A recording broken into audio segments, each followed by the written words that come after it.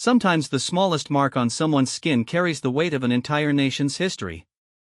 Sometimes what looks like just another tattoo to ignorant eyes is actually a symbol that has witnessed genocide, survival, and the unbreakable spirit of a people who refuse to disappear. Maria Santos never expected that the ancient symbol etched into her shoulder would silence an entire military training camp. She never imagined that the same mark her grandmother carved into her own flesh while hiding in mountain caves would one day make a decorated war commander drop to his knees in respect. This is the story of how a young woman's heritage became her greatest strength, and how the cruel laughter of fellow recruits turned into stunned silence when they learned the truth behind the tattoo they had mocked. It's about the moment when ignorance met history, and history won. What happened next would change not just Maria's military career, but the entire culture of respect within Camp Braxton. Because sometimes, the most powerful weapon isn't carried in your hands, it's carried in your blood. The dust from the military transport truck was still settling when Maria Santos stepped onto the scorching asphalt of Camp Braxton. The Nevada sun beat down mercilessly on the new recruits as they gathered their duffel bags and tried to look anywhere but at the stern faces of the drill sergeants waiting for them. Maria pulled her long black hair into a tight ponytail and adjusted the strap of her bag, feeling the familiar weight of her grandmother's silver cross against her chest. She was 22 years old, 5 feet 6 inches of quiet determination wrapped in regulation camouflage. Unlike the other recruits who chatted nervously or tried to crack jokes to ease their tension, Maria remained silent. She had learned long ago that actions spoke louder than words, a lesson taught to her by a woman who had survived things most people couldn't imagine. The drill sergeant's voice cut through the desert air like a blade. "Welcome to hell, maggots. My name is Staff Sergeant Rodriguez, and, for the next 16 weeks, I own your sorry souls." His voice carried across the formation of fresh-faced recruits, most barely out of high school, some still carrying baby fat and the soft look of civilian life. Maria stood at attention, her dark eyes focused straight ahead. She had been preparing for this moment for 3 years, ever since she decided that the military would be her path to college and a better life. Growing up in a small town in New Mexico, opportunities were as scarce as water in the desert. Her mother worked double shifts at the local diner, and her father had left when Maria was 12, leaving behind nothing but empty beer bottles and unpaid bills. But it was her grandmother, Esperanza Santos, who had truly raised her. Abuela Esperanza, as Maria called her, was a woman carved from the same stone as the mountains that surrounded their town. She had come to America in 1962, carrying nothing but the clothes on her back and stories that she rarely told. Stories about a homeland torn apart by violence, about families scattered to the wind, about people who disappeared in the night and were never seen again. As the recruits were herded toward the barracks, Maria caught glimpses of the other young women in her unit. There was Jessica, a blonde girl from California who couldn't stop talking about her boyfriend back home. Sarah, a redhead from Texas who seemed to know everything about military regulations already. And Amanda, a tall brunette from New York who kept checking her reflection in any surface she could find. The barracks were exactly what Maria had expected: sparse, functional, and designed to strip away any sense of individual comfort. 8 metal bunk beds lined the walls, with a small footlocker at the base of each. The air smelled of disinfectant and the lingering presence of thousands of recruits who had passed through before them. "All right, ladies," barked Drill Sergeant Martinez, a compact woman with steel-gray eyes and the bearing of someone who had seen combat. "You have exactly 15 minutes to stow your gear and report to the classroom for orientation. And let me make one thing crystal clear from the start: this isn't summer camp, this isn't college, and this sure as hell isn't a place where you can run home to mommy when things get tough. You're here to become soldiers, and soldiers don't get participation trophies." Maria quickly claimed a bottom bunk near the far wall and began organizing her belongings with the same methodical precision her grandmother had taught her. Everything had its place, and everything stayed in its place. It was a lesson learned during childhood when they had so little that losing or misplacing anything could mean going without. As she unpacked, she became aware of whispered conversations around her. The other recruits were sizing each other up, forming the early alliances and rivalries that would define their time together. Maria had always been more of an observer than a participant in such social dynamics. She preferred to watch and learn, to understand people's motivations before deciding whether they were worth her trust. Hey, you're pretty quiet, said Jessica, bouncing onto the bunk above Maria's. Where are you from? I'm from Malibu. It's this super cute beach town near Los Angeles. My dad's a movie producer, and my mom's a yoga instructor. They were totally against me joining the military, but I want to prove that I'm not just some spoiled rich girl, you know? Maria nodded politely but didn't offer much in return. New Mexico, she said simply, continuing to fold her clothes with military precision. Oh, cool, Jessica continued, seemingly oblivious to Maria's reserved demeanor. I've never been to New Mexico. Is it all desert and cowboys like in the movies? Before Maria could answer, Sarah called out from across the room. Girls, we need to get moving. Martinez doesn't seem like the type who appreciates tardiness. The orientation session took place in a sterile classroom that could have belonged to any high school in America, except for the military regulations posted on every wall and the American flag prominently displayed behind the instructor's desk. Lieutenant Colonel Harrison, a graying man with kind eyes and the weathered face of a career soldier, stood before them with a stack of paperwork and a coffee cup that looked like it had seen better days. Ladies, gentlemen, he began, his voice carrying the authority of someone accustomed to being heard. You are about to embark on one of the most challenging experiences of your lives. Basic training isn't just about learning to march in formation or how to clean a rifle. It's about transformation. You came here as individuals with your own backgrounds, your own beliefs, your own ways of doing things. You will leave here as soldiers, with a shared identity, shared values, and shared commitment to something larger than yourselves. He walked among the recruits as he spoke, making eye contact with each of them. When he reached Maria, she felt the weight of his scrutiny, but she met his gaze steadily. She had learned not to look away when adults stared at her. Looking away was often interpreted as guilt or weakness, and Maria Santos was neither guilty nor weak. Some of you joined for college money, the lieutenant colonel continued. Some joined because you couldn't find work in your hometown. Some joined because you want to serve your country, and some joined because you're running from something. None of that matters now. What matters is what you do with the opportunity you've been given. The afternoon was spent filling out paperwork, receiving equipment, and learning the basic rules that would govern their lives for the next 4 months. Maria approached each task with the same quiet competence she brought to everything else. She listened carefully to instructions, asked questions only when necessary, and made mental notes of the personalities emerging among her fellow recruits. Amanda from New York seemed to have an opinion about everything and wasn't shy about sharing it. She complained about the quality of the bedding, the temperature in the barracks, and the lack of decent coffee. Jessica continued her cheerful chatter, seemingly immune to the stress that was already beginning to show on other faces. Sarah remained focused and serious, taking notes on everything and asking technical questions that impressed the instructors. And then, there was Brittany, a pale girl from somewhere in the Midwest who spoke with a slight accent and kept to herself almost as much as Maria did. She had the hollow-eyed look of someone who had seen too much too young, and Maria recognized something familiar in her silence. As evening approached, the recruits were given their first taste of military dining. The mess hall was a cavernous space filled with long tables and the constant clatter of trays and conversation. The food was functional rather than appetizing: meatloaf that could have been anything, mashed potatoes that came from a box, and vegetables that had long ago surrendered any claim to freshness. Maria sat with her assigned squad, eating methodically while listening to the conversations swirling around her. The excitement of the morning was already giving way to the reality of what they had committed to. Some recruits were calling home on their phones, trying to squeeze in conversations before the devices were confiscated the next morning. Others were writing letters, their faces illuminated by the fluorescent lights overhead. So what's your story? Amanda asked, pointing her fork at Maria. You've been quiet all day. Are you one of those strong, silent types, or are you just shy? Maria considered the question while chewing her food. She had always been selective about sharing personal information, partly because her life hadn't been the kind that made for easy small talk, and partly because she had learned that people often form judgments based on incomplete information. Just focused, she replied finally. Trying to take it all in. Well, I think it's smart, said Sarah, looking up from the regulation handbook she had been reading even while eating.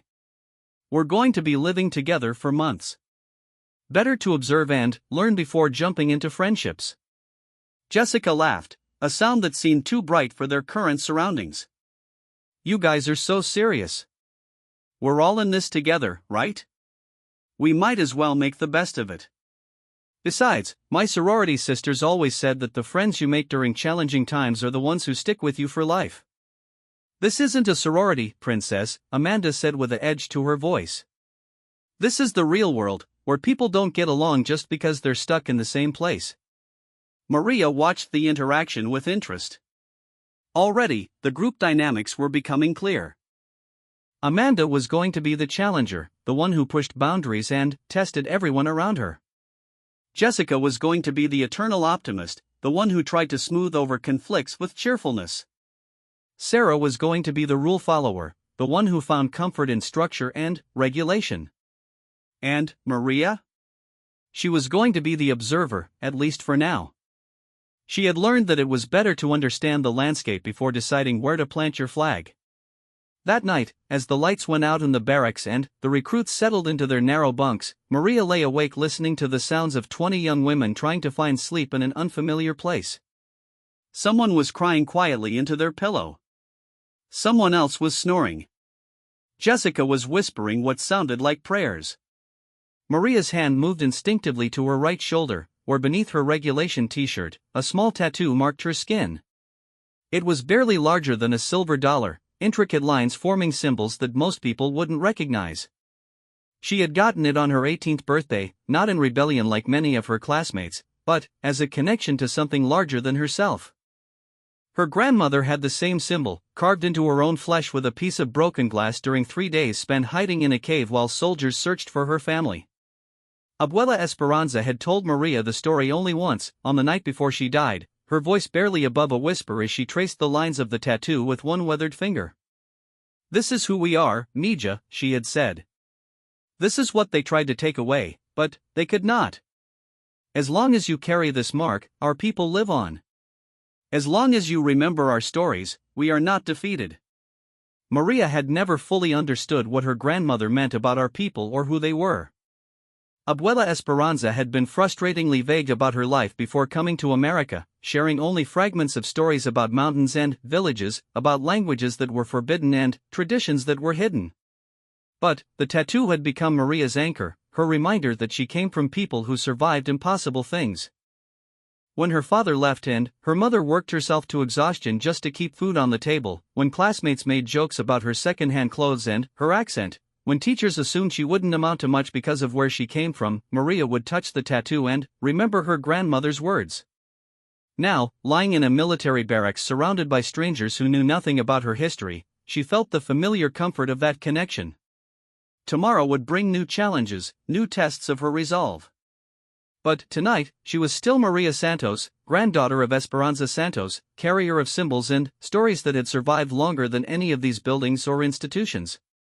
She closed her eyes and tried to sleep, unaware that in a few short weeks, that same tattoo would become the center of a confrontation that would change everything she thought she knew about herself, her heritage, and the power of symbols to unite or divide. Outside the barracks, the desert night was filled with the sounds of a military base settling into rest. Guards walked their rounds, equipment hummed and clicked in the distance, and, somewhere in the darkness, other recruits were lying awake in their own bunks, wondering if they had made the right choice. For Maria Santos, there would be no second guessing. She had come here with a purpose, and she would see it through, whatever the cost. Her grandmother hadn't survived everything she had survived only to have her granddaughter quit when things got difficult. The tattoo on her shoulder seemed to pulse with warmth in the cool desert air, carrying with it all the weight of history and hope that had brought Maria to this moment. Tomorrow would be the real beginning of her transformation from civilian to soldier. She had no way of knowing that the symbol that connected her to her past would soon connect her to a future she never could have imagined. The alarm that woke them at 4:30 in the morning sounded like the end of the world. Maria's eyes snapped open instantly, her body already moving before her mind fully processed where she was. Around her, the other recruits groaned and stumbled in the darkness, fumbling for their gear and trying to remember where they had put their boots the night before. "Move, move, move," shouted Drill Sergeant Martinez from the doorway, her voice cutting through the confusion like a whip. "You have exactly 3 minutes to be dressed and in formation outside. And if even one of you is late, the entire squad gets to enjoy extra physical training." Maria was already pulling on her uniform, her movements efficient and precise. Years of early mornings helping her mother prepare for double shifts had trained her body to respond quickly to wake-up calls. While Jessica struggled with her bootlaces and Amanda cursed under her breath about the ungodly hour, Maria was ready and standing at attention beside her bunk. The morning air was surprisingly cold, a sharp contrast to the blazing heat they had experienced the day before. The recruits stumbled into something resembling formation on the gravel parade ground, their breath visible in small puffs as they tried to shake off sleep and confusion. Staff Sergeant Rodriguez appeared in front of them as if materializing from the darkness itself. His uniform was crisp, his posture perfect, and his eyes held the gleam of someone who genuinely enjoyed the process of breaking down civilians and rebuilding them as soldiers. "Good morning, sunshine," he bellowed, his voice echoing off the surrounding buildings. "Welcome to your new alarm clock. For the next 16 weeks, that beautiful sound will be the first thing you hear every single day. And you will learn to love it, because it means you're still alive and still have the privilege of serving your country." The physical training that followed was unlike anything most of the recruits had experienced. Push-ups until their arms shook, sit-ups until their abdominal muscles burned, and running that seemed to go on forever across the desert landscape. Maria found herself settling into a rhythm that felt familiar. Her grandmother had believed in the importance of physical strength, often saying that a strong body housed a strong spirit.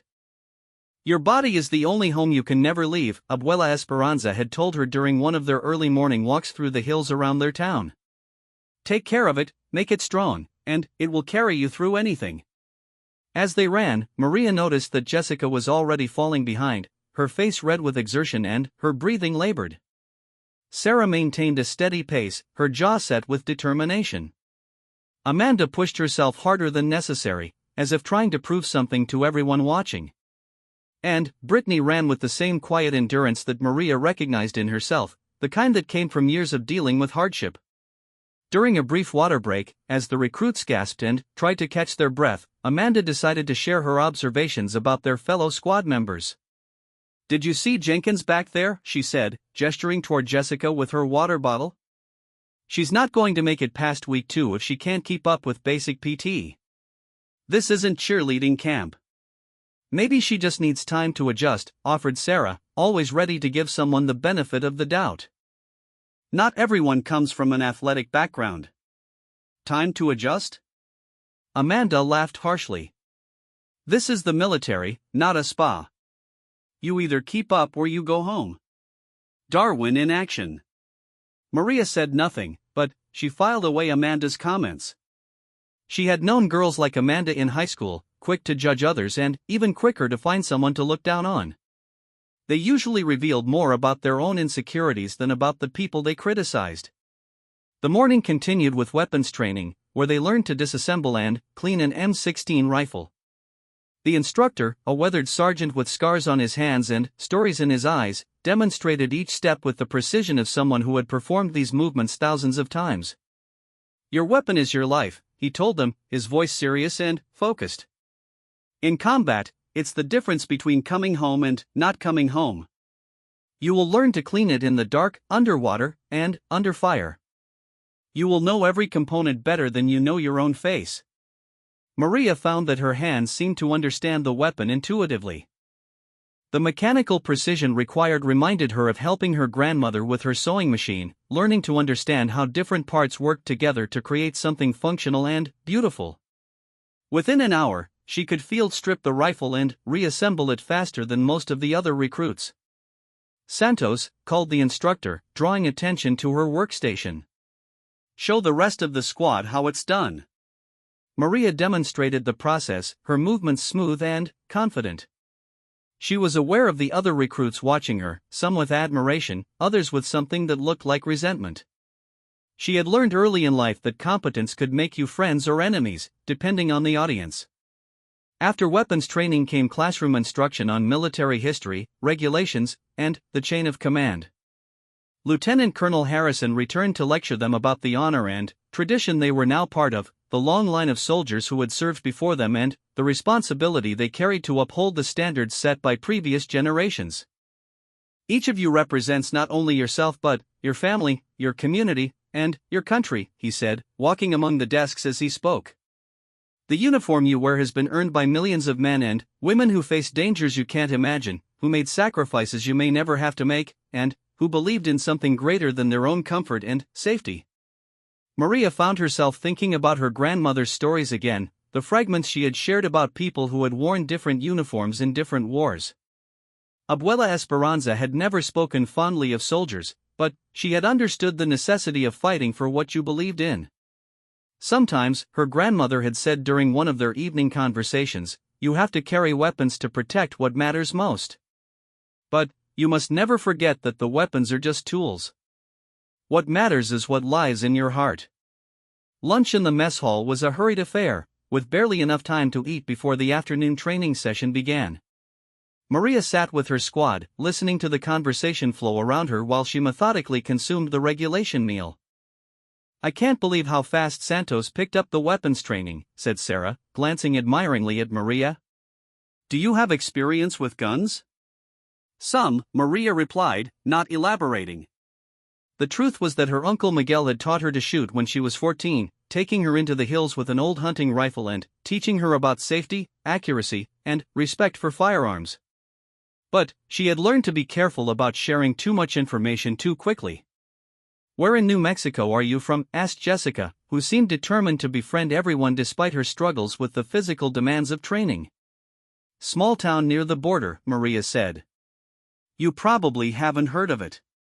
Try me, Jessica persisted. I love learning about new places. Esperanza, Maria said, naming her town after her grandmother. Amanda looked up from her meal with interest. Esperanza? That's a Spanish name, right? Are you Mexican? The question hung in the air for a moment, loaded with implications that everyone at the table seemed to understand. Maria had faced this question before, the way it was asked revealing more about the asker than about her heritage. My family's been in New Mexico longer than it's been part of the United States, she said calmly. Before there were borders, there were just people. Wow, that's so cool. Jessica exclaimed. Like, your ancestors were there before it was even America? That's amazing. Amanda's expression remained skeptical. But, you're American now, right? I mean, you speak English and everything.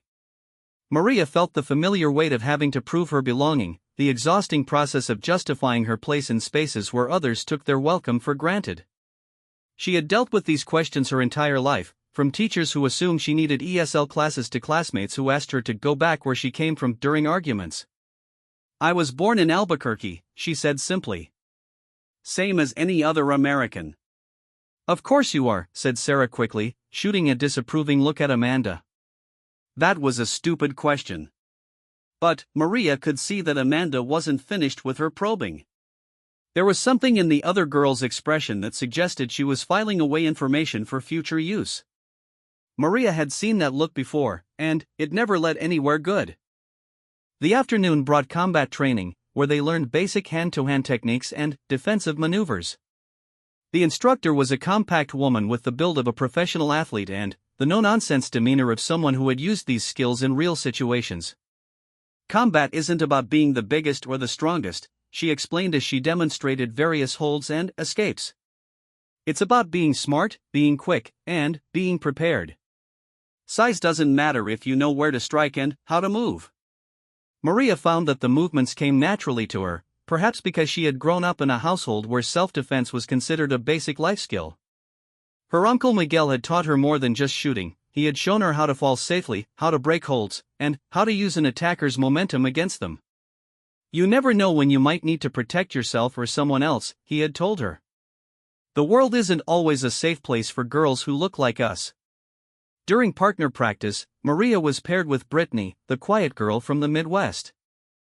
As they worked through the defensive techniques, Maria noticed that Brittany seemed to already know many of the moves, her responses automatic and precise. You've done this before, Maria observed during a brief break. Brittany nodded but didn't elaborate. You too. It was the longest conversation they had had, but Maria sensed that there was much more beneath the surface. Brittany had the look of someone who had learned to defend herself out of necessity rather than choice. As the day wore on, the physical and mental demands began to show on all the recruits. Jessica was struggling to keep up with the pace, her cheerful demeanor beginning to crack under the pressure. Amanda remained aggressive and competitive, but Maria could see the exhaustion beginning to affect her judgment. Sarah continued to approach everything methodically, but her movements were becoming mechanical rather than natural. And Maria? She felt the familiar sensation of her body and mind adapting to new challenges, the same feeling she had experienced when learning to drive her mother's old pickup truck or when mastering the complicated sewing machine at her after-school job. She approached each new skill with the patience her grandmother had taught her and the determination her mother had modeled through years of hard work. But she was also becoming aware that her competence was drawing attention, not all of it welcome. She could feel Amanda's eyes on her during training, could sense the resentment building in some of the other recruits who were struggling more than she was. That evening, as they cleaned their gear and prepared for another early morning, the tension in the barracks was palpable. The initial excitement of the first day had given way to the reality of what they had committed to, and not everyone was handling the pressure gracefully. "This is insane," Jessica said, sitting on her bunk with tears in her eyes. "I don't think I'm cut out for this. Maybe I should just go home." "You can't quit after one day," Sarah said, though her own voice carried a note of uncertainty. "We haven't even gotten to the hard stuff yet." "Hard stuff?" Jessica laughed bitterly. "What do you call today?" "Today was just orientation," Amanda said dismissively. "Wait until they really start testing us. Some people are going to wash out, and it's better to figure that out sooner rather than later." Maria listened to the conversation while meticulously cleaning her rifle, each movement precise and focused. She understood Jessica's fear and Amanda's harshness, but she also knew that words were cheap. What mattered was what they did when the real tests came, and those tests were still ahead of them. As she worked, her hand brushed against the tattoo on her shoulder, hidden beneath her regulation t-shirt. She thought about her grandmother's words about survival, about the importance of remembering where you came from while moving toward where you were going. Strength is not about never falling down, Mija, Abuela Esperanza had told her. Strength is about getting back up every time you fall, even when your body is screaming at you to stay down. Maria had fallen down many times in her 22 years, literally and figuratively. She had gotten back up every time, not because she was naturally brave or naturally strong, but because she carried the stories of people who had gotten back up under circumstances far more difficult than anything she had faced. Tomorrow would bring new challenges, new opportunities to prove herself or fail. But tonight, she was ready for whatever came next, because she carried within her the accumulated wisdom and courage of generations who had refused to be broken. She finished cleaning her weapon and placed it in her footlocker with the same care her grandmother had shown when putting away her sewing. Everything had its place, everything had its purpose, and everything was connected to everything else. The lights went out at precisely 9 o'clock, plunging the barracks into darkness. Maria lay in her narrow bunk, listening to the sounds of 20 young women trying to find sleep in an uncertain world. Tomorrow would test them all in ways they couldn't yet imagine.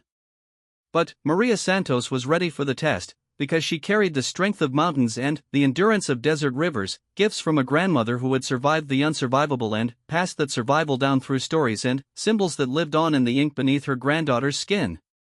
By the third week, the cracks were beginning to show. What had started as minor tensions between the recruits had grown into open conflicts, fueled by exhaustion, homesickness, and the relentless pressure of military training. The drill sergeants seemed to take particular pleasure in these moments of breakdown, treating them as opportunities to separate the strong from the weak. Maria had established herself as one of the most competent recruits in their company. Her shooting scores were consistently high, her physical fitness tests placed her in the top 5%, and her knowledge of military regulations was encyclopedic. But this success had come at a social cost that was becoming increasingly difficult to ignore. Look at her, Amanda whispered loudly enough for everyone to hear as Maria field stripped her weapon with mechanical precision.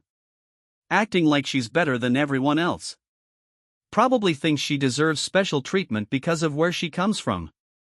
The comment hung in the air like smoke from a fire, heavy with implications that everyone understood but no one wanted to address directly. Maria continued working on her rifle, her movements steady despite the anger building in her chest. She had heard variations of this comment her entire life, the suggestion that any success she achieved was somehow unearned or undeserved. Jessica, who had been struggling with homesickness and the physical demands of training, looked up from her own weapon with confusion. What do you mean by that, Amanda? Maria works harder than any of us. Oh please, Amanda said, rolling her eyes. Don't you think it's convenient how she's suddenly the perfect soldier?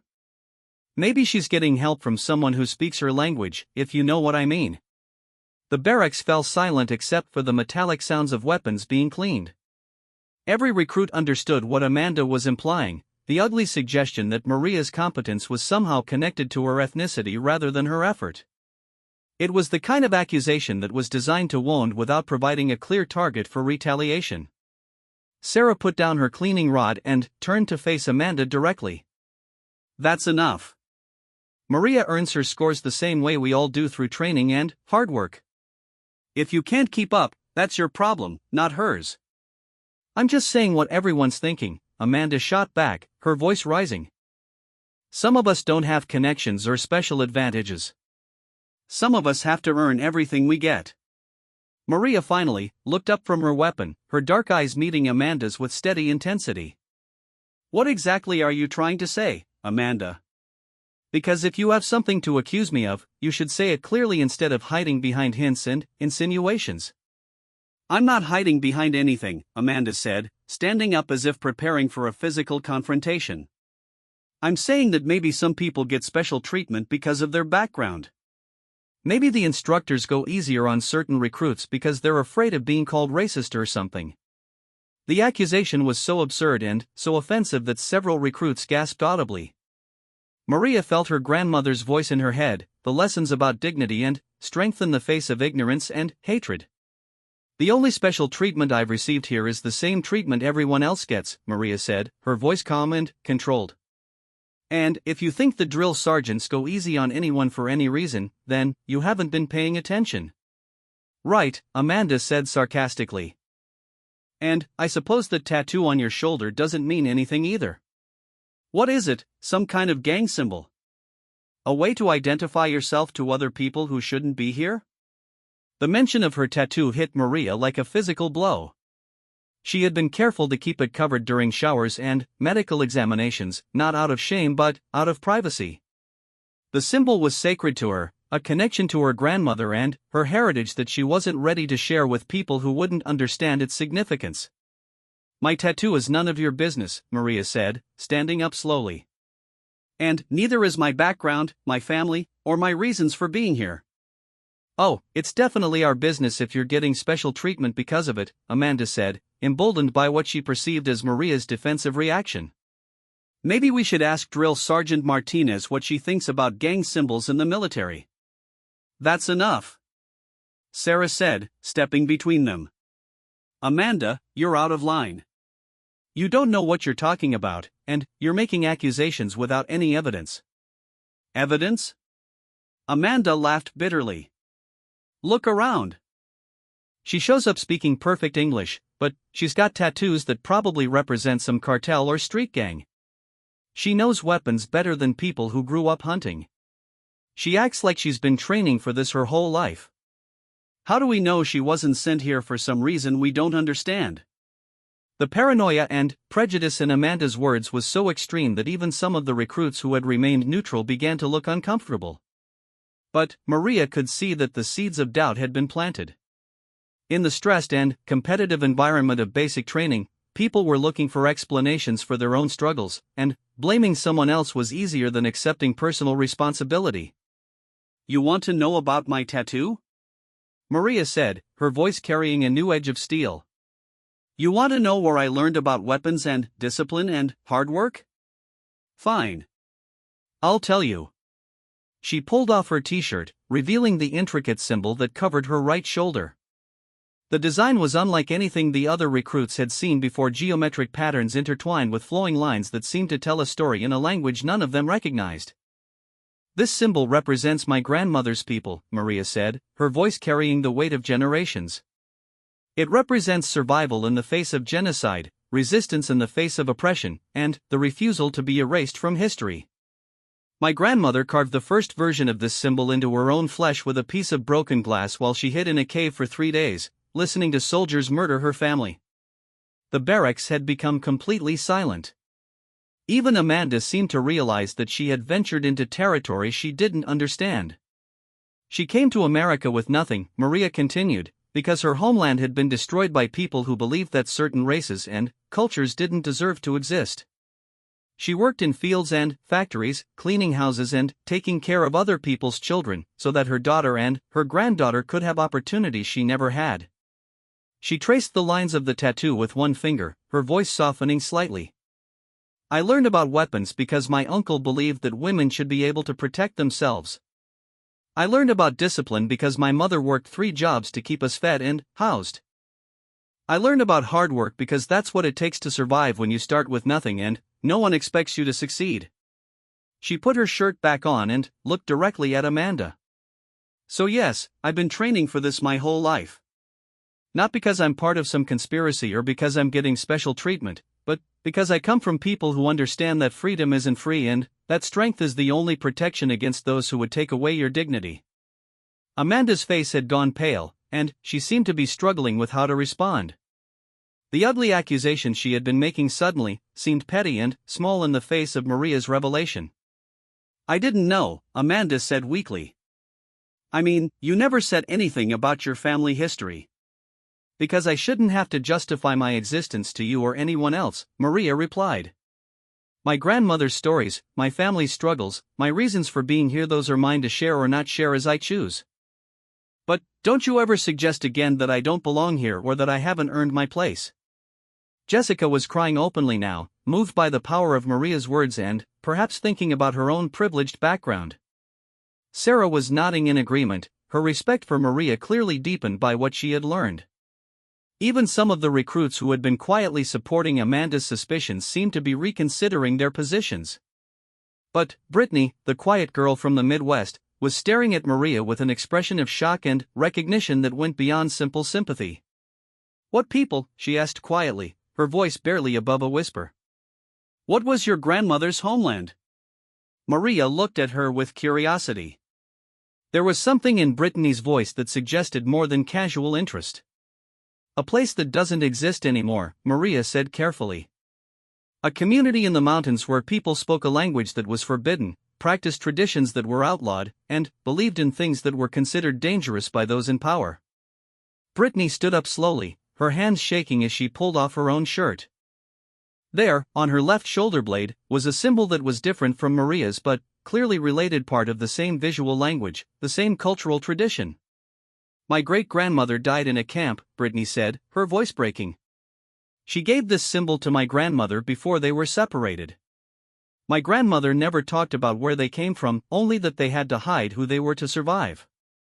The 2 young women stared at each other across the barracks, recognizing something profound in their shared heritage. The symbols on their skin were more than tattoos, they were fragments of a history that had been deliberately obscured, pieces of an identity that had survived despite systematic attempts at destruction. "The Yazidi people," Maria whispered, understanding flooding through her. "The mountain communities of Kurdistan." Brittany nodded, tears streaming down her face. "My family never used that name. They were too afraid, even here in America. They just said we came from the old country, and that it was better not to ask questions." The revelation transformed the atmosphere in the barracks completely. What had started as an ugly confrontation about prejudice and belonging had become something much more profound, a recognition of shared trauma and survival that transcended their immediate circumstances. Amanda sat down heavily on her bunk, the fight completely gone out of her. "I'm sorry," she said, and, for the first time since arriving at basic training, she sounded genuinely humble. "I didn't understand what I was saying. I was just frustrated with my own performance, and I took it out on you." Frustration doesn't excuse prejudice, Maria said, but her voice was less harsh than before. And ignorance isn't an excuse for cruelty. You're right, Amanda admitted. I let my own insecurities turn me into someone I don't want to be. That's not who I was raised to be. Sarah looked around the room, taking in the emotional weight of what had just transpired. Maybe we should focus on supporting each other instead of tearing each other down. We're all here for our own reasons, but we're all trying to become soldiers. That should be enough common ground to start with. Jessica wiped her eyes and nodded enthusiastically.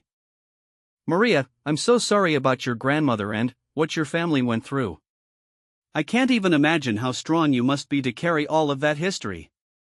Strength isn't something you're born with, Maria replied, echoing her grandmother's words. It's something you develop by surviving things you didn't think you could survive. The conversation continued deep into the night, long past the official lights-out time.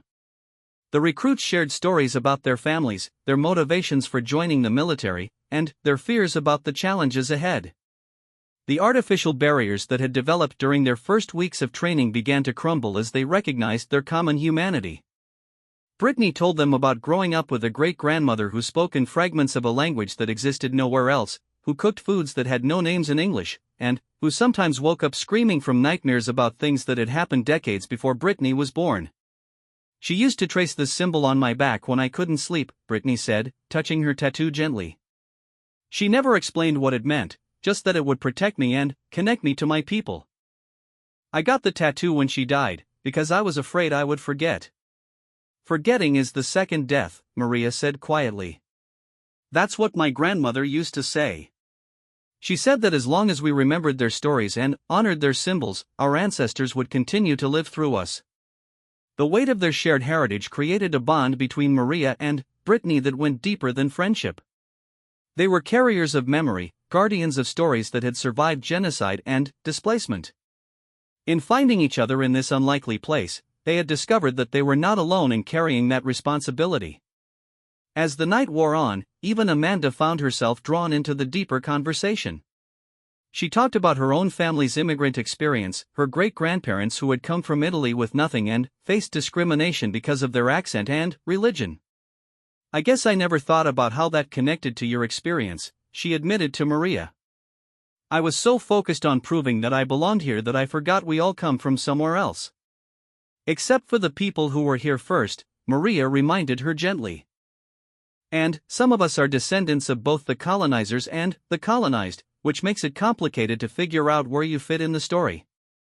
The conversation was interrupted by the sound of footsteps in the corridor outside their barracks. All the recruits quickly dove into their bunks and pretended to be asleep, but they could hear the soft murmur of voices as the duty sergeants made their rounds. Maria lay in her narrow bunk, staring at the ceiling and processing everything that had happened. The confrontation with Amanda had been painful but necessary, forcing issues into the open that had been festering beneath the surface. The discovery of her connection with Brittany felt like a gift from her grandmother, a reminder that she was part of something larger than herself. But she also knew that their conversation had changed the dynamics of their unit in ways that might not all be positive. Military training was designed to create uniformity and conformity, and the kind of individual identity and cultural pride they had been discussing could be seen as threats to unit cohesion. Tomorrow would bring new challenges, and Maria suspected that their drill sergeants would somehow sense that something had shifted among the recruits. Military leaders had an uncanny ability to detect when their soldiers were thinking too much about things outside the chain of command. As she drifted toward sleep, Maria's hand moved to her shoulder, tracing the familiar lines of the tattoo through her regulation t-shirt. For the first time since arriving at basic training, she felt truly connected to her purpose here. She wasn't just training to become a soldier for the opportunity it would provide her personally. She was carrying forward the strength and determination of people who had refused to be destroyed, honoring their memory by succeeding in a place where her grandmother never could have imagined having a place. The tattoo seemed to pulse with warmth against her skin, carrying with it all the stories and struggles of generations past. Tomorrow would test her in new ways, but tonight she knew exactly who she was and why she was here. Maria Santos was ready for whatever came next, because she carried within her the accumulated courage of survivors, the inherited strength of those who would face the unthinkable and live to pass their wisdom on to the next generation. The symbol on her shoulder was more than decoration, it was proof that some things are too important to be destroyed, too powerful to be forgotten, and too sacred to be silenced. The morning after the confrontation in the barracks, Maria woke with a sense that something fundamental had shifted. The air felt different, charged with an electricity that came from secrets revealed and connections discovered. As she dressed in the pre-dawn darkness, she could feel the eyes of her fellow recruits on her, but the quality of their attention had changed from suspicion to curiosity, from hostility to respect. Drill Sergeant Martinez seemed to sense the change immediately. As the recruits formed up for morning PT, her sharp eyes scanned their faces with the practiced intensity of someone who had spent years reading the moods and dynamics of young soldiers. "Something's different about you ladies this morning," she said, her voice carrying a note of warning. "I don't know what happened last night, but I can smell bonding from a mile away. And let me remind you that this isn't summer camp. You're not here to make friends and share feelings. You're here to become warriors." The physical training that followed was more intense than anything they had experienced before. Martinez seemed determined to test whether their newfound unity would hold under pressure, or if it would crumble when individual survival became the priority. They ran longer distances, performed more repetitions, and faced challenges that pushed several recruits to their breaking points. Maria found herself running alongside Brittany, their matching pace a reflection of something deeper than physical fitness. They didn't speak during the run, there was no breath to spare for conversation, but their synchronized movements spoke to a shared understanding that went beyond words. "Santos! Davis!" Martinez called out as they completed their final mile. "Front and center." Maria and Brittany jogged to where the drill sergeant stood, both breathing hard but maintaining their military bearing. Martinez studied them with the intensity of a scientist examining specimens under a microscope. "You two seem to have found some common ground," she observed. "Care to share what that might be?" "No, drill sergeant," Maria replied, recognizing the question as a trap. Any discussion of personal connections or shared identity would be seen as a distraction from their military training. "Good answer," Martinez said with a slight smile. "But let me give you both a piece of advice. The bonds you form here can make you stronger, but they can also make you vulnerable. In combat, caring too much about the person next to you can get you both killed if it makes you hesitate or act emotionally instead of tactically." She paused, letting her words sink in. "On the other hand, knowing that someone has your back unconditionally can give you the courage to do things you never thought possible. The trick is learning the difference between weakness and strength, between emotion and commitment." The day continued with advanced weapons training, where they learned to operate equipment far more sophisticated than the basic rifles they had started with. The instructor was a master sergeant with 23 years of service and the patient demeanor of someone who genuinely enjoyed teaching. "Today we're moving to precision marksmanship," he explained as he led them to the advanced range. "This isn't just about hitting a target. It's about understanding wind, distance, breathing, heart rate, and the 1,000 variables that separate amateurs from professionals." Maria found herself paired with Amanda for the exercise, an arrangement that might have been coincidental but felt deliberately orchestrated by the instructors. Amanda had been quieter than usual since the previous night's revelations, clearly struggling with how to rebuild a relationship she had damaged with her prejudice. "I want you to know that I meant what I said last night," Amanda said quietly as they prepared their equipment. "About being sorry. I've been thinking about it all morning, and I realize how wrong I was about everything." "Apologies are easy," Maria replied, checking her sight alignment. "What matters is whether you learn something that will change how you act in the future." "I did learn something," Amanda said earnestly. "I learned that my own insecurities were making me look for someone to blame for my struggles. And I learned that making assumptions about people based on their appearance or background is not only wrong, it's stupid. You're one of the strongest people here, and I was too threatened by that to see it." Maria adjusted her scope and settled into firing position. "Strength isn't about being better than other people, Amanda. It's about being better than you were yesterday. If you focus on your own improvement instead of comparing yourself to others, you'll be surprised how much stronger you can become." The shooting exercise required unprecedented precision, with targets at distances that tested every skill they had developed. Maria's shots grouped tightly around the center of the target, her breathing controlled and her movements economical. But she noticed that Amanda, despite her initial struggles, was beginning to find her own rhythm and accuracy. Santos called Master Sergeant Torres from behind them. "Outstanding grouping. You've definitely done this before." "Thank you, Master Sergeant," Maria replied, maintaining her focus on the target. "Where did you learn to shoot like that?" Torres asked, genuine curiosity in his voice. "My uncle taught me, Master Sergeant. He believed everyone should know how to protect themselves." Torres nodded approvingly. "Smart man. Military families understand the importance of being prepared." He paused, studying Maria with new interest. "Was your uncle military?" "No, Master Sergeant," Maria said carefully. "Just someone who understood that the world can be dangerous for people who can't defend themselves." There was something in Torres's expression that suggested he understood more than Maria had explicitly said.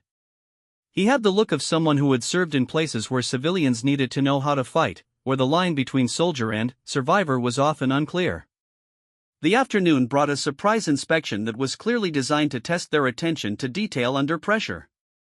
The recruits had exactly 15 minutes to prepare their bunks, equipment, and personal areas for review by a panel of senior officers they had never seen before. Maria worked with methodical precision, her movements efficient and purposeful. But she was also aware that this inspection felt different from their routine evaluations. The officers conducting the review were asking questions that went beyond standard military procedure, inquiring about backgrounds, motivations, and personal histories. When they reached Maria's station, the lead officer, a colonel with graying temples and intelligent eyes, spent an unusual amount of time examining her equipment and questioning her responses. "Santos," he said, reading from her file. "New Mexico. Small town near the border. Excellent marksmanship scores, outstanding physical fitness, perfect knowledge of regulations." He looked up from the paperwork. "What made you decide to join the military?" "Educational opportunities, sir," Maria replied. "And a desire to serve my country." "Standard answer," the colonel observed. "But I suspect your motivations are more complex than that." He studied her face carefully. "Your instructors tell me you have natural leadership qualities and an unusual level of discipline for someone with no previous military experience." Maria maintained her military bearing but felt increasingly uncomfortable with the direction of the questioning. There was something in the colonel's manner that suggested this wasn't a routine inspection. "I was raised to work hard and take responsibility, sir," she said. "Those qualities translate well to military service." The colonel nodded thoughtfully. "Indeed they do. Tell me, Santos, what does your family think about your decision to join the military?" "My mother supports my decision, sir," Maria replied honestly. "She understands that military service can provide opportunities for advancement." "And your grandmother?" the colonel asked, consulting his notes. "Esperanza Santos, deceased 3 years ago. I understand she was quite influential in your upbringing." The mention of her grandmother's name sent a chill down Maria's spine. How did this officer know about Abuela Esperanza, and why was her grandmother relevant to a military inspection? She felt the weight of the tattoo on her shoulder, suddenly aware that she might have revealed more about herself than she realized. "My grandmother taught me many valuable lessons, sir," Maria said carefully. "About strength, perseverance, and honoring those who came before us." The colonel's expression grew more serious. "I'm sure she did. Family traditions can be very important, especially for families with complex histories." He paused, seeming to weigh his next words carefully. "Sometimes those traditions include symbols or practices that carry special significance." Maria felt her heart rate increase, but she kept her voice steady. "Yes, sir. Many families have traditions that connect them to their heritage." "Indeed," the colonel said. He closed her file and moved on to the next recruit, but Maria could feel his attention still focused on her even as he questioned Amanda about her own background and motivations. The inspection continued for another hour, with each recruit subjected to increasingly detailed questioning about their personal histories, family backgrounds, and reasons for joining the military. When it was finally over, the officers departed without explanation, leaving the recruits confused and unsettled. "What was that about?" Jessica asked as they began returning their barracks to normal order. "That didn't feel like a regular inspection." "Background investigations," Sarah said knowingly. "My father told me they sometimes do deeper checks on recruits who might be candidates for specialized training or security clearances." "But why would they be doing that now?" Amanda wondered. "We haven't even finished basic training yet." Maria said nothing, but she couldn't shake the feeling that the inspection had been specifically focused on her. The colonel's questions about her grandmother and family traditions felt too pointed to be coincidental, and his knowledge of details that weren't in her enlistment paperwork suggested access to information sources beyond standard military records. That evening, as the recruits cleaned their equipment and prepared for another early morning, Maria found herself thinking about her grandmother's stories with new intensity.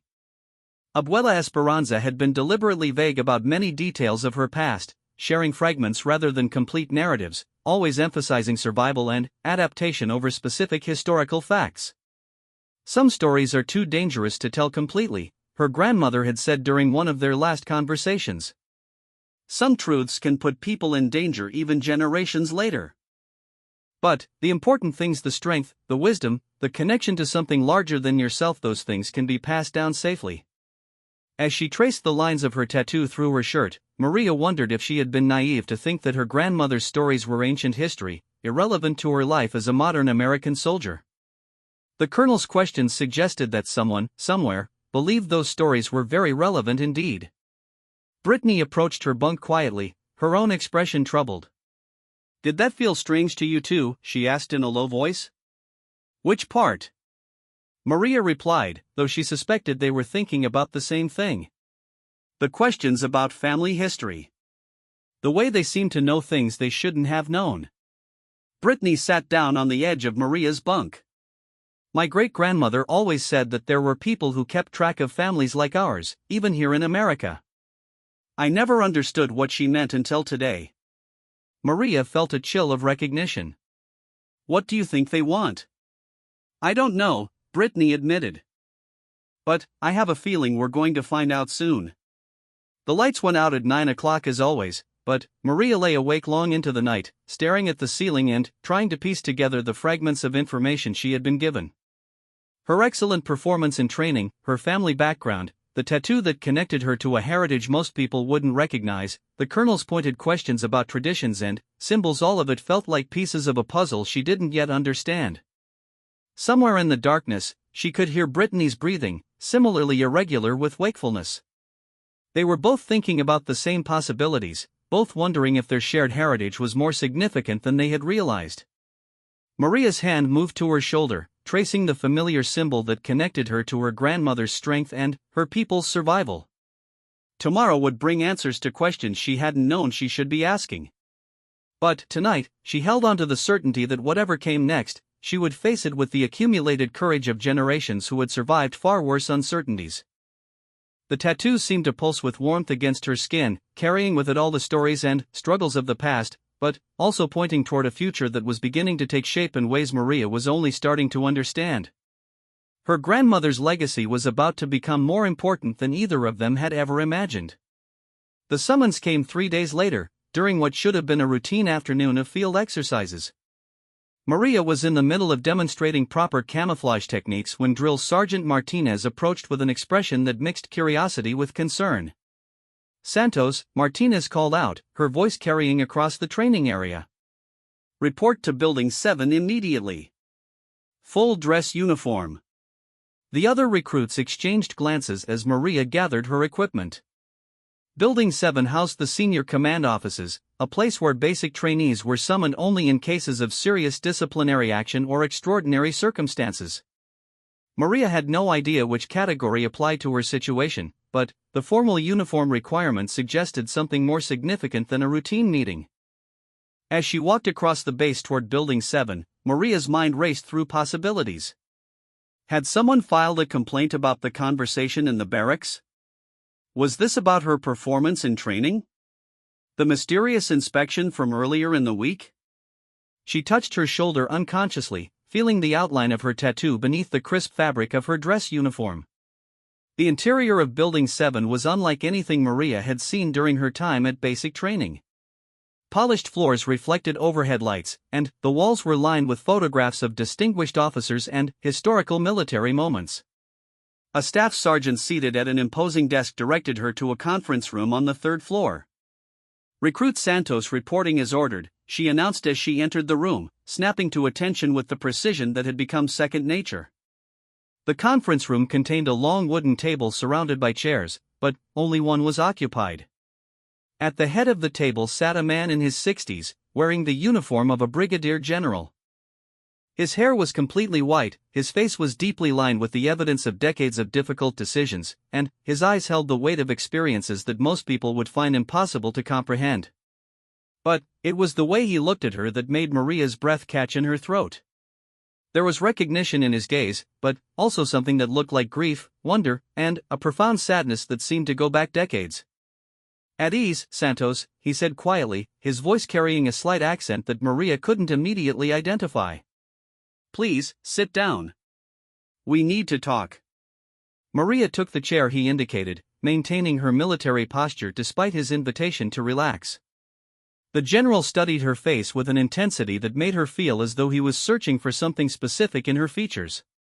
"My name is Brigadier General David Kozlov," he began, his hands clasped on the table in front of him. "I oversee special operations recruiting and training for this region. I've been following your progress through basic training with considerable interest." "Yes, sir," Maria replied, unsure how else to respond. "Your instructors speak very highly of your abilities," Kozlov continued. "Outstanding marksmanship, exceptional physical fitness, natural leadership qualities, and an unusual level of tactical instinct for someone with no previous military experience. Those are rare qualities in any recruit, but they're especially noteworthy in someone from your particular background." The phrase "your particular background" hung in the air between them, loaded with implications that Maria was beginning to understand. "Sir, I'm not sure what you mean by my particular background," she said carefully. General Kozlov reached into a folder on the table and withdrew several photographs. He arranged them on the table facing Maria, and she felt her world shift as she recognized what she was seeing. The first photograph showed a group of people in traditional mountain clothing, standing in front of what appeared to be a stone building. The second showed a symbol carved into rock, identical to the tattoo on Maria's shoulder. The third showed her grandmother as a young woman, standing with a group of other young people in what looked like a military training camp. "Esperanza Santos," General Kozlov said softly. "Your grandmother. Though that wasn't her original name, was it?" Maria stared at the photographs, her mind struggling to process what she was seeing. Her grandmother looked impossibly young in the military photograph, maybe 18 or 19, wearing a uniform that Maria didn't recognize. "I don't understand," she said, though part of her was beginning to understand all too well. "Your grandmother's real name was Esperanza Nakamura," Kozlov said gently. "She was born in a mountain village in northern Kurdistan, in a region that was home to a people called the Yazidkan. They were a small but remarkable community that had maintained their independence for centuries, living in some of the most remote and defensible terrain in the world." He pointed to the symbol in the second photograph. "This symbol represents the Yazidkan warrior tradition. It was tattooed on young people who completed advanced military training, marking them as protectors of their community and keepers of their military knowledge." Maria's hand moved unconsciously to her shoulder. "My grandmother never told me any of this." "She couldn't," Kozlov said sadly. "Because the Yazidkan people were systematically exterminated in 1961 by a coalition of forces that saw their independence and military capabilities as a threat to regional stability. Your grandmother was one of fewer than 200 survivors out of a population that had numbered nearly 15,000. The weight of this revelation settled on Maria like a physical force. Everything her grandmother had told her about survival, about strength, about people who refused to be destroyed, suddenly took on new meaning. "How do you know all this?" she asked, her voice barely above a whisper. General Kozlov leaned back in his chair, his expression becoming more personal. "Because I was there, Santos. I was a young lieutenant with a special operations unit that was sent to document the Azitkan military techniques before they were lost forever. We arrived 3 days too late to prevent the massacre, but we were able to help evacuate the survivors." He pointed to the third photograph, and Maria could see a younger version of Kozlov standing next to her grandmother. "Your grandmother spent 6 weeks teaching us everything she could about Azitkan tactics, weapons training, and survival techniques. She was 18 years old, and she had already survived things that would have broken most adults. She was extraordinary. Why are you telling me this?" Maria asked, though she suspected she already knew. "Because the Azitkan military tradition didn't die with their community," Kozlov said. "We incorporated their techniques into our special operations training. Some of the methods your grandmother taught us are still being used today by our most elite units. But the knowledge has become diluted over the decades, passed down through training manuals rather than direct teaching." He leaned forward, his eyes intense. "When I saw your performance reports and learned about your background, I wondered if it might be possible that some of that knowledge had survived in other ways. Through family traditions, through stories passed down from grandmother to granddaughter, through symbols that carry meaning beyond their appearance." "The tattoo," Maria said, understanding beginning to dawn. "The tattoo," Kozlov confirmed. "But more than that. Your instinctive understanding of weapons, your natural tactical thinking, your physical conditioning, these aren't just individual talents. They're the inheritance of a military tradition that was nearly lost to history." Maria felt overwhelmed by the magnitude of what she was learning. Her entire understanding of her family's history, her own identity, and her place in the world was shifting in ways she couldn't fully process. "What does this mean for me?" she asked. "It means," Kozlov said, "that you have the opportunity to reclaim something that was taken from your people. We're developing a new special operations program that incorporates traditional techniques from various cultures. We need instructors who understand these methods not just intellectually, but in their bones, in their blood." He paused, giving her time to absorb his words. "Your grandmother's knowledge, combined with your natural abilities and modern military training, could make you one of the most effective special operations soldiers we've ever produced. But, more than that, it could help preserve and honor a tradition that deserves to survive." Maria thought about her grandmother's words about strength and survival, about the importance of carrying forward the wisdom of those who came before. She thought about the stories that had been too dangerous to tell completely, and she began to understand that this might be the completion of those stories. "Would I be the only one?" she asked. "No," Kozlov said with a slight smile. "We've identified several other recruits with similar backgrounds, including one from your own unit." "Brittany," Maria said immediately. "Private Davis, yes." Her great-grandmother was also an Azitkan survivor, though she apparently shared even less information about their heritage than your grandmother did. Maria felt a surge of relief at the thought that she wouldn't be facing this alone.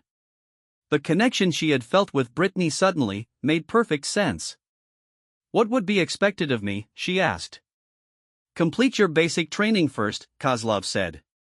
"Then, advanced individual training in your chosen specialty. After that, if you're interested and qualify, selection for the Special Operations Program.